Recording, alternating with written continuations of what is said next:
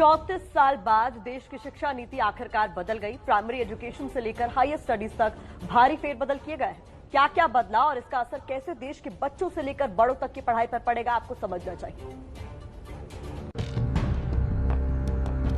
देश के करोड़ों परिवार में अगर किसी बात की सबसे ज्यादा चर्चा होती है तो वो है बच्चों के भविष्य की।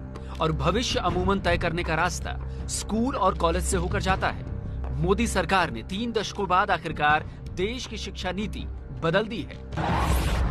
5वीं तक की पढ़ाई अब मातृभाषा, स्थानीय भाषा और राष्ट्रभाषा में होगी। 8वीं और उससे आगे भी मुमकिन हुआ तो स्थानीय भाषा में पढ़ना होगा। अंग्रेजी की पढ़ाई सिर्फ एक विषय के तौर पर होगी। 9वीं से 12वीं कक्षा तक सेमेस्टर में परीक्षा होगी। नई शिक्षा नीति के तहत कोशिश ये है कि बोर्ड परीक्षा को ज्ञान आधारित बनाया गया है, जिससे रटकर याद करने की आदतों को कम किया जा सके। साथ ही आर्टिफिशियल इंटेलिजेंस की मदद से हर साल रिपोर्ट कार्ड तैयार होगी।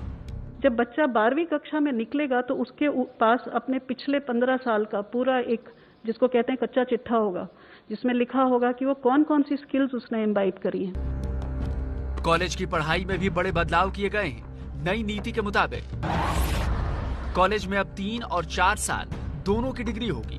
1 साल पर सर्टिफिकेट दिया जाएगा, 2 साल पर डिप्लोमा दिया जाएगा और 3 साल पर डिग्री दी जाएगी। ये बदलाव क्यों किए गए हैं, समझिए उच्च शिक्षा सचिव अमित खरे से। आर्थिक या अन्य कारण से जो लोग ड्रॉप आउट हो जाते हैं वो वापस सिस्टम में आ सकते हैं बिना अपना समय गंवाए हुए। व्यक्ति मल्टी डिसिप्लिनरी, वेल राउंडेड, अपने इंटरेस्ट के हिसाब से इंजीनियरिंग और म्यूजिक अगर सीखना चाहता है, अगर वहाँ संस्थानों को मल्टी डिसिप्लिनरी बनाया जाएगा, यूनिवर्सिटीज को मल्टी डिसिप्लिनरी बनाया जाएगा, वहाँ वो शिक्षा ले सकता है। पीएम मोदी ने नई शिक्षा नीति की तारीफ करते हुए कहा है कि शिक्षा के क्षेत्र में एक लंबे वक्त से बहुप्रतीक्षित सुधार था, जो आने वाले वक्त में लाखों लोगों का जीवन बदल देगा। मुझे विश्वास है कि पूरा समाज और सभी देशवासी इसका स्वागत करेंगे और दुनिया के शिक्षाविद भी इसको निश्चित रूप से सराहना करेंगे। इसके अलावा हायर स्टडीज में भी बदलाव हुए हैं। अब एमए के छात्र सीधे पीएचडी कर सकेंगे। छात्रों को एमफिल भी नहीं करना होगा।